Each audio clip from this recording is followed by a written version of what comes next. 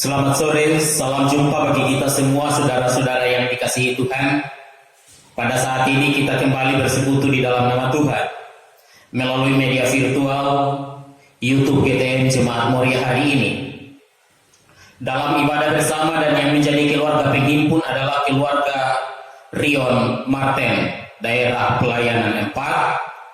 Dan ibadah ini adalah ibadah PPGTM digabung dengan ibadah rumah tangga dan persekutuan perempuan. Saudara-saudara jemaat yang berhimpun dari rumah masing-masing, mari kita satukan hati dan pikiran menyembah dan memuliakan Tuhan. Saya undang kita semua berdiri. Kita menyanyikan hormat dan pujian kita kepada Tuhan dalam lagu bersama Datang ke Hadirat Tuhan.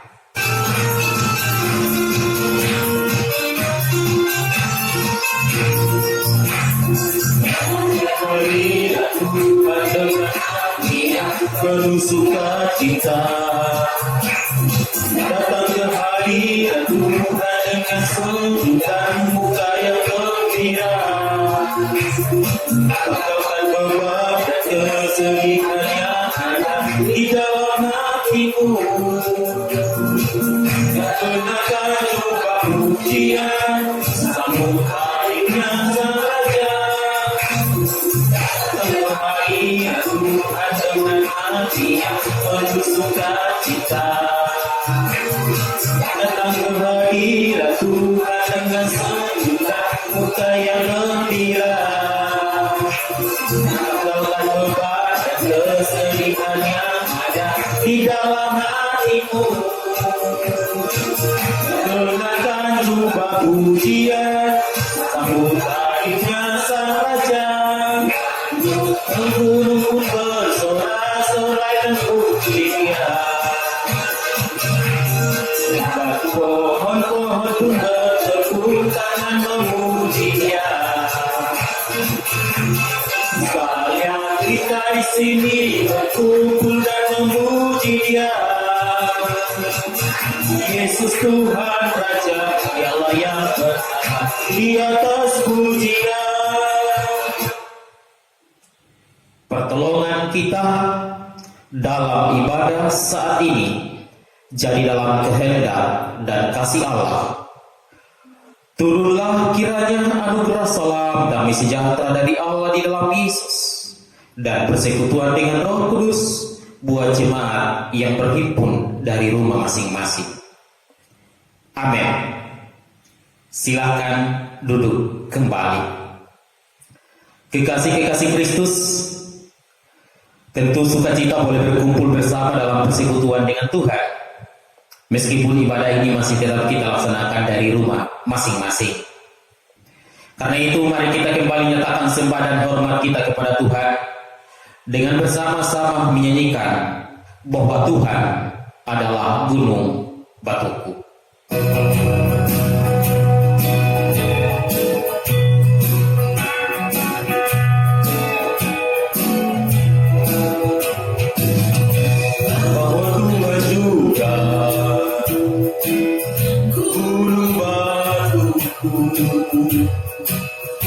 Bahwa Tuhan juga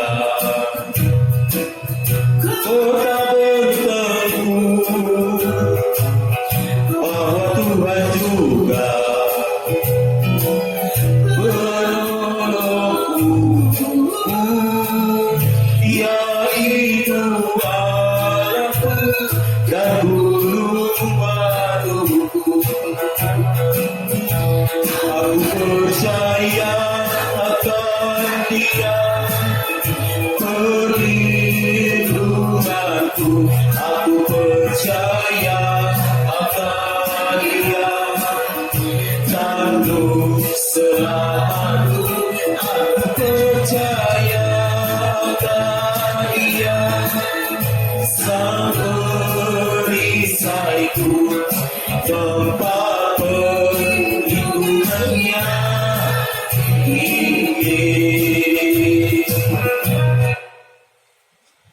Firman Tuhan kembali akan kedengaran di tengah-tengah persekutuan kita hari ini. Karena itu mari kita siapkan hati dan pikiran untuk menyembah Tuhan dalam persekutuan kita hari ini. Kita mempersiapkan bagian Alkitab terlebih dahulu yang akan kita baca dan renungkan dalam kitab Kejadian 32. Kita siapkan Kejadian 32 ayatnya yang ke-22 sampai ayat yang ke-29. Kejadian 32 ayat 22 sampai 29 kita siapkan dan terlebih mari bersama-sama dalam doa. Kita berdoa. Ya Tuhan Yesus, hari ini kami bersekutu lagi dengan Dikau lewat kebaktian hari ini dari rumah masing-masing. Berkenanlah Tuhan untuk persekutuan kami hari ini, dan firman-Mu sudah kami siapkan. Layakkan kami semua, sehingga kami boleh mengerti memahami firman-Mu, dan Tuhan dalam Roh Kudus memampukan kami untuk boleh mempraktekannya. Di dalam dan melalui Yesus Kristus firman yang hidup, kami mohon berfirmanlah karena kami sudah siap. Amin.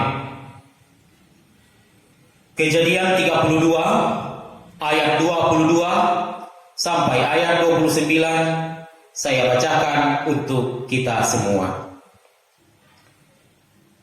Pada malam itu Yakub bangun dan ia membawa kedua istrinya, kedua budaknya perempuan dan ke-11 anaknya, dan menyeberang di tempat penyeberangan sungai Yabok. Sesudah ia menyeberangkan mereka, ia menyeberangkan juga segala miliknya. Lalu tinggallah Yakub seorang diri, dan seorang laki-laki bergulat dengan dia sampai fajar menyingsing. Ketika orang itu melihat bahwa ia tidak dapat mengalahkannya, ia memukul sendi pangkal paha Yakub sehingga sendi pangkal paha itu terpelecok ketika ia bergulat dengan orang itu. Lalu kata orang itu, "Biarkanlah aku pergi karena fajar telah menyingsing." Sahut Yakub, "Aku tidak akan membiarkan engkau pergi jika engkau tidak memberkati aku." Bertanyalah orang itu kepadanya, "Siapakah namamu?" Sahutnya, "Yakub." Lalu kata orang itu, "Namamu tidak akan disebutkan lagi Yakub, tetapi Israel, sebab engkau telah bergumul melawan Allah dan manusia, dan engkau menang." Bertanyalah Yakub, "Katakanlah juga namamu." Tetapi sahutnya, "Mengapa engkau menanyakan namaku?" Lalu diberkatinya lah Yakub di situ. Berbahagialah yang merenungkan firman-Nya dan mau melakukannya dalam kehidupan sehari-hari. Diberkatilah kita semua merenungkan firman-Nya. Saudara-saudara, ibu bapak jemaat, pemuda-pemudi persekutuan perempuan yang dikasihi oleh Tuhan. Saya mengutip di awal khotbah ini salah satu kalimat seorang ahli perang dari Tiongkok. Seorang ahli perang yang sangat terkenal dari Tiongkok pernah berkata begini, "Kenalilah musuhmu, kenali jugalah dirimu sendiri, maka kau bisa berjuang dalam 1000 pertempuran tanpa resiko kalah." Kalimat ini ada benarnya.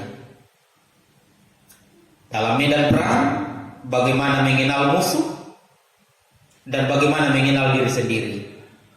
Bisa mengalahkan atau tidak bisa.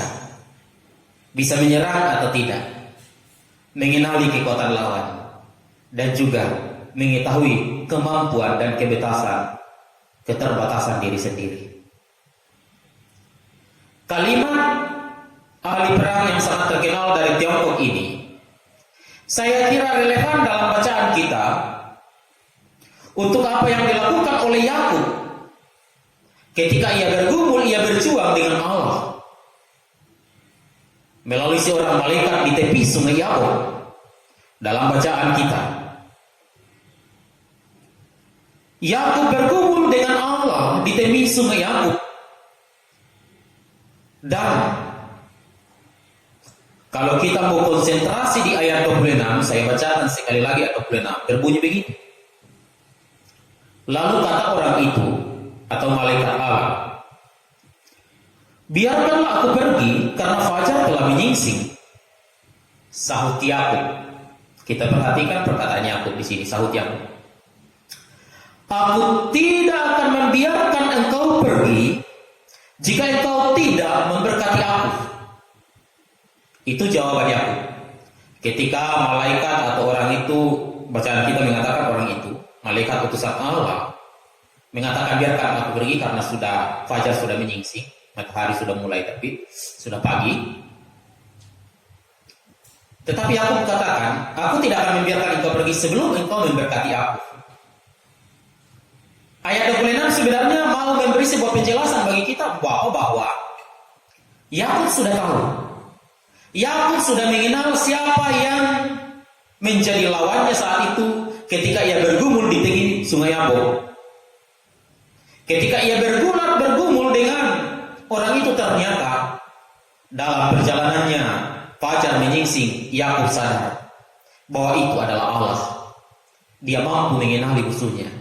Dan ternyata Yakub juga bukan hanya sekedar mengenal siapa yang menjadi lawannya saat itu, tetapi ia juga mengenal dirinya.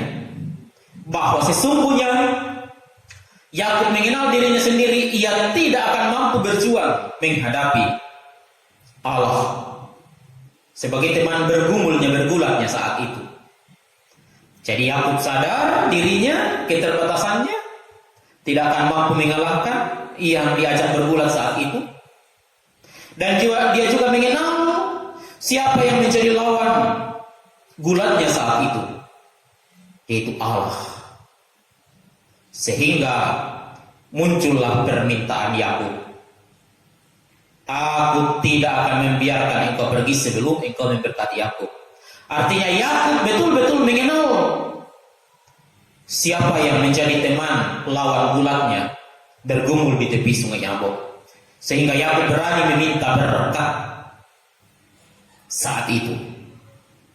Saat itu ibu bapak konteksnya Yakub menyeberangkan istri-istri dan anak-anaknya. Saya katakan istri-istri karena ada beberapa istrinya, 2, termasuk 2 juga dari budak istrinya, dan 11 anaknya pada saat itu, dan menyeberangkan harta bendanya. Tinggallah seorang diri ia di tepi sungai Yabok, dan di situ ia bergulat dengan Allah. Bapak ibu saudara yang dikasihi Tuhan, akhir dari bacaan ini kemudian mengatakan ketika Yakub bergulat dengan Allah, akhirnya ketika fajar menyingsing Yakub meminta berkat, dan perjuangan yang jadi dari Yakub memohon berkat Allah, meminta berkat Tuhan, membuahkan hasil.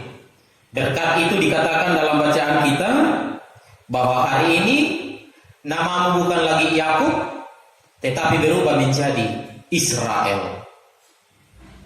Dari sinilah muncul kemudian bangsa yang besar, bangsa Israel. Yakub berubah nama menjadi Israel.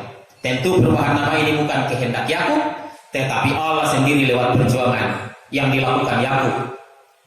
Perjuangan yang dilakukan Yakub bergulat dengan Allah saat itu di tepi sungai Yabok adalah dari malam hingga fajar. Jadi bayangkan, sangat lama mereka bergulat.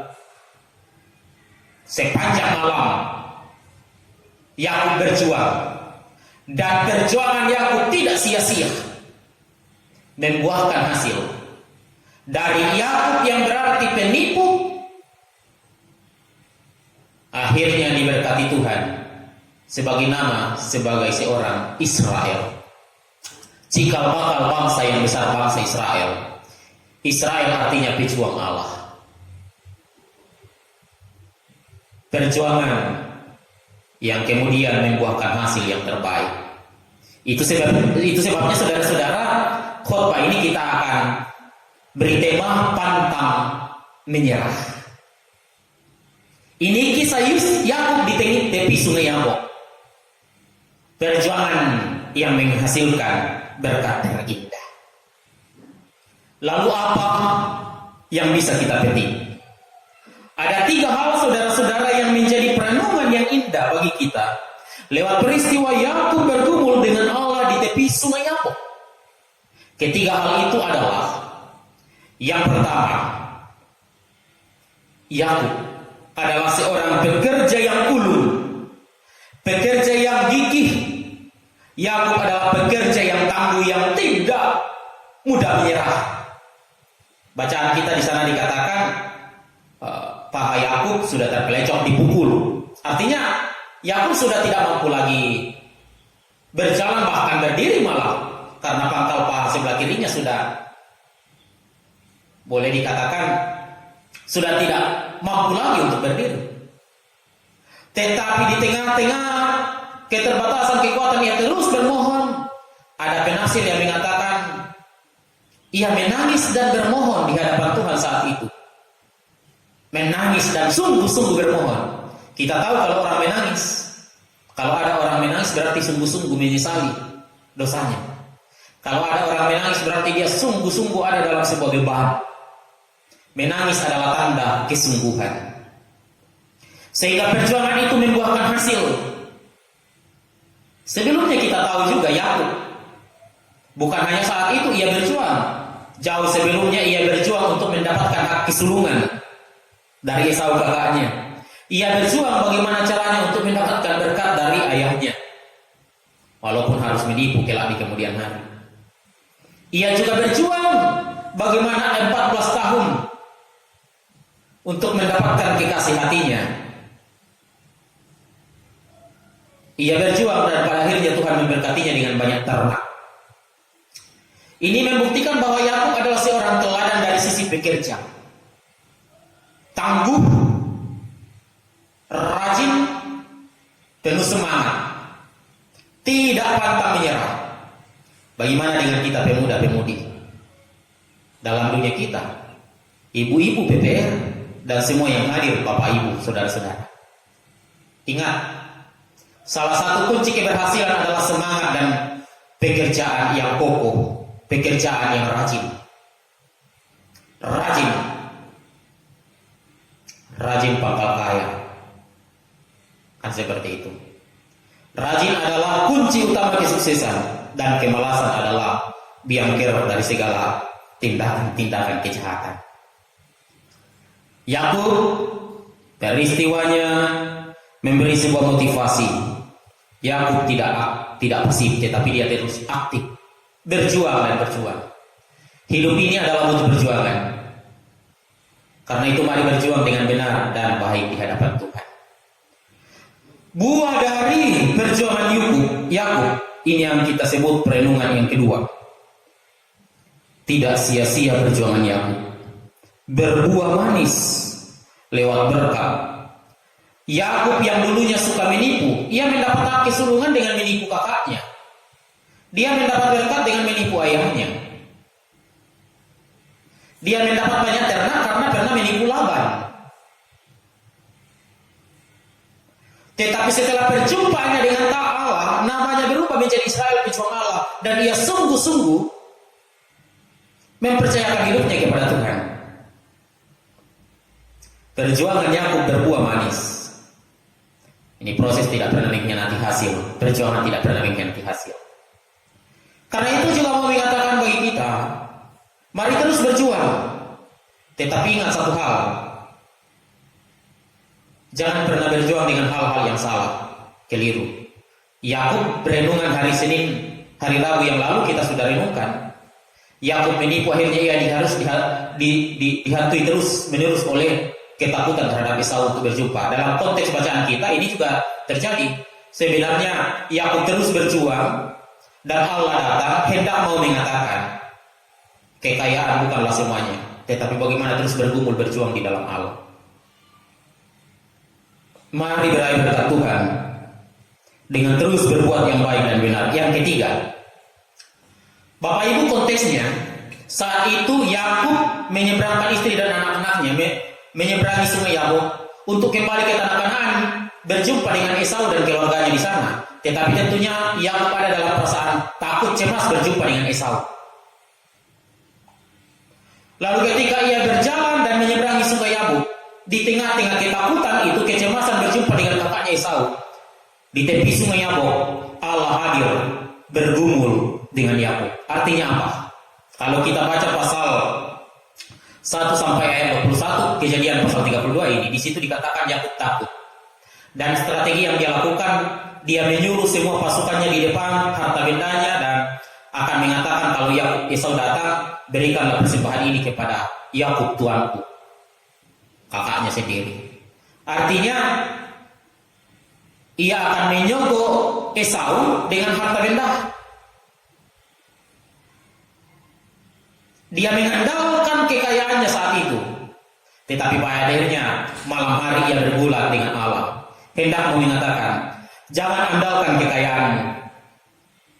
Allah bergulat dengan Yakub semalaman suntuk saat itu, hendak mengatakan, yang patut diandalkan hanya Tuhan, bukan harta benda, bukan kekuatan, bukan kekayaan. Jangan pernah mengandalkan diri sendiri dalam perjalanan kehidupan ini. Jangan pernah kita mengandalkan saya kuat, saya sehat, saya mampu ini dan itu. Jangan pernah mengandalkan ketampanan, kecantikan. Semua itu tentu baik, tetapi yang terbaik adalah ketika kita juga bisa mengandalkan Tuhan. Siapa yang tidak mau kaya? Siapa yang tidak mau gagah? Siapa yang tidak mau cantik? Tetapi yang terlebih indah adalah mengandalkan Tuhan. Karena itu saudara yang dikasihi Tuhan, kembali ke tema, apa yang dikatakan oleh seorang ahli perang dari Tiongkok, kenali dirimu. Bahwa diri kita adalah manusia yang penuh dengan keterbatasan. Karena sesungguhnya kita adalah manusia yang penuh dengan berbagai macam kelemahan. Karena itu di tengah-tengah keterbatasan dan kelemahan, tengah-tengah ketakutan dan kecemasan, Allah selalu hadir. Itu poin ketiga, Allah Maha hadir.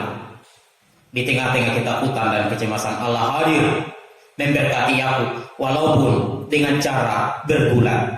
Banyak cara yang bisa dilakukan Tuhan hadir di tengah-tengah kehidupan kita. Kenali diri kita bahwa sesungguhnya kita ini bukanlah siapa-siapa. Karena itu mari andalkan Tuhan. Mengandalkan Tuhan tidak akan pernah sia-sia. Mengandalkan Tuhan akan selalu ada sukacita bagi saya dan saudara sekalian. Amin. Mari bersama bersyukur, firman itu baik. Kita merespon firman-Nya dan sekaligus menyatakan sukacita di hadapan Tuhan dengan menyanyikan Allah itu baik, sungguh baik bagiku.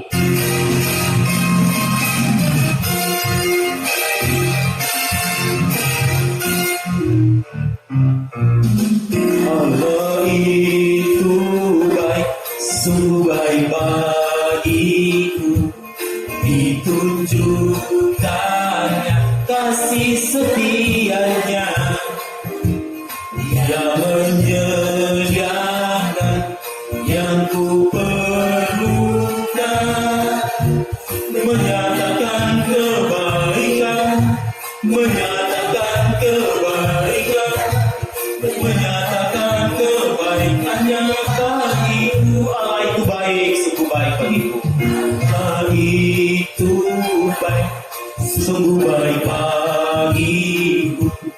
Ditunjukkannya kasih setianya, Dia menyediakan yang ku perlukan, menyatakan kebaikan, menyatakan kebaikan, menyatakan kebaikan Dia padaku. Kasih setianya, kasih setianya tak pernah berubah, dulu, sekarang dan selamanya.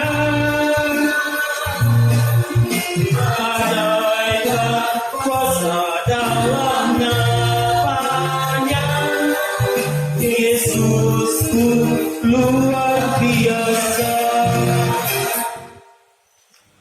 Mari kita bersama satu dalam doa syafaat, dan dalam doa syafaat kita mendukung kehidupan keluarga Rion Martin bersama dengan istrinya, terlebih dalam masa-masa menanti baik karunia Tuhan.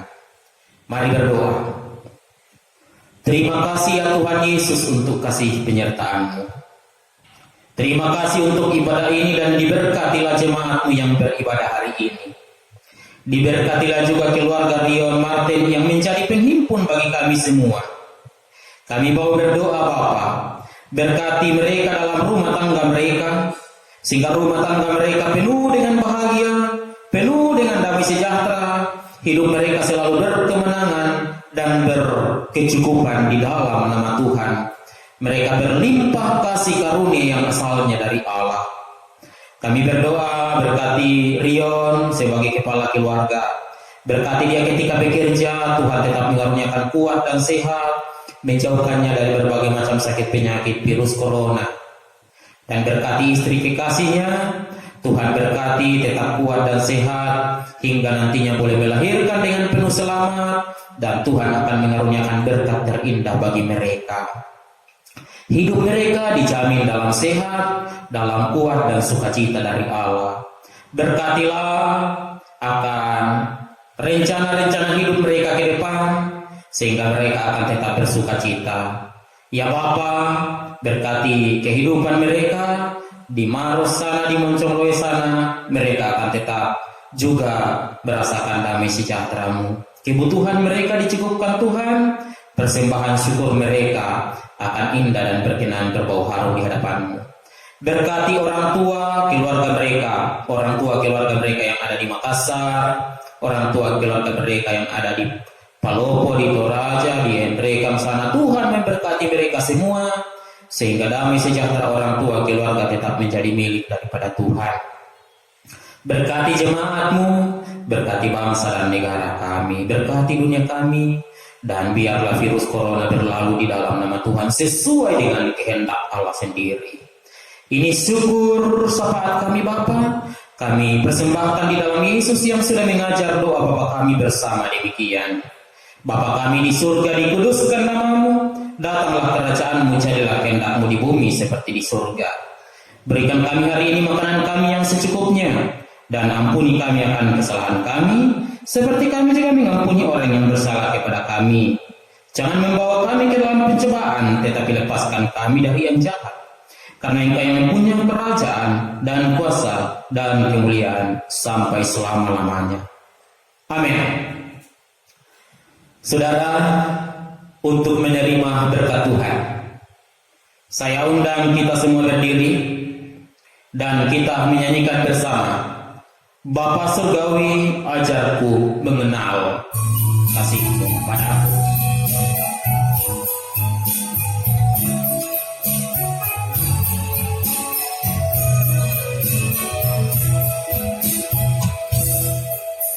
Bapa surgawi, ajarku mengenal betapa dalamnya kasih-Mu. Bapa surgawi, buatku mengerti betapa kasih-Mu padaku. Semua yang terjadi di dalam hidupku, ajarku menyadari Kau selalu sertaku. Beri hatiku selalu bersyukur padamu, karena rencana-Mu indah bagiku.